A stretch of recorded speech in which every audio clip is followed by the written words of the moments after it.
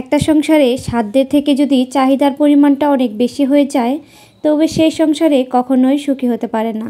তখনই আপনি সুখী হতে পারবেন যখন আপনার চাহিদার ভিতরে আপনার সাধ্যটা সীমাবদ্ধ থাকবে। সো হ্যালো ভিউয়ার্স, আসসালামু আলাইকুম। সবাই কেমন আছেন? আশা করি সবাই অনেক বেশি ভালো আছেন। আমি আলহামদুলিল্লাহ ভালো।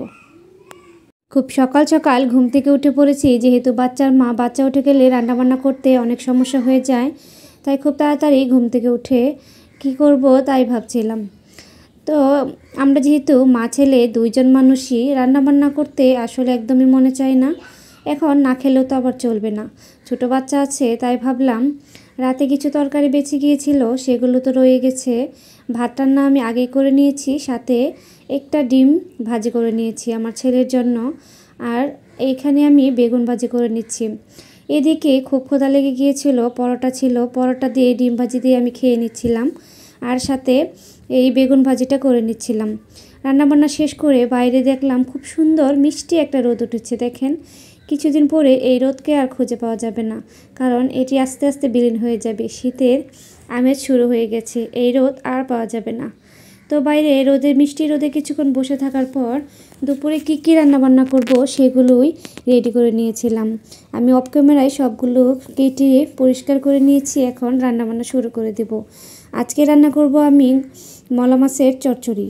এটা আমার ভীষণ পছন্দের। আসলে ছোটো মাছগুলো খেতে আমার অনেক বেশি ভালো লাগে, তাই সেদিন বাজারে গিয়েছিলাম, বাজারে গিয়ে দেখি মাছগুলো উঠেছে, যার জন্য নিয়ে আসা। এখন অনেকেই বলবে যে গুড়া মাছের তরকারিতে আবার বড় মাছ কেন? কারণ আমার যেহেতু ছোট্ট বাচ্চা আছে, সে তো আর এই ছোটো মাছ খেতে পারবে না, তাই তার জন্য আলাদা করে 2 পিস আমি মাছ সবসময় রাখি, যেগুলো খেতে পারে না। তো আমি এখানে আজকে গুড়া মাছগুলো বেগুন আলু দিয়ে একদম চচ্চড়ি করে নিব। তার জন্য সবগুলো সবজি আমি কেটে ধুয়ে এখানে দিয়ে দিলাম। তার পর মরিচের গুঁড়া, হলুদের গুঁড়া, আদা বাটা, জিরা বাটা সব কিছু তেল দিয়ে মাখিয়ে আমি এই তো রান্নাটা বসিয়ে দিয়ে আবার বাইরে চলে আসলাম সুন্দর এই মিষ্টি রোদটা উপভোগ করার জন্য। দেখেন কি সুন্দর একটা ভিউ, সুন্দর একটা রোদ উঠেছে।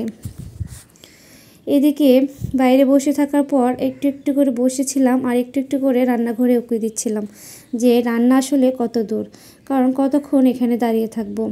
রান্নাঘরের সামনেই আমার এই উঠানটা, তার জন্য আমি এখানে একটু করে বসে থাকি আর রান্নাঘরে একটু করে উঁকি ঝুঁকি দিই। এই তো রান্নাটা আমার প্রায় শেষের দিকে হয়ে গেছে।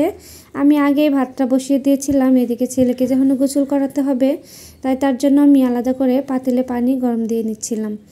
এই তো রান্নাটা আমার শেষ হয়ে গেছে, এখন আমি এগুলোকে নামিয়ে নিব। রান্নার কালারটা ভীষণ সুন্দর এসেছে, এই যে দেখেন। আমার আজকের ভিডিওটি এই পর্যন্তই। সবাই ভালো থাকবেন।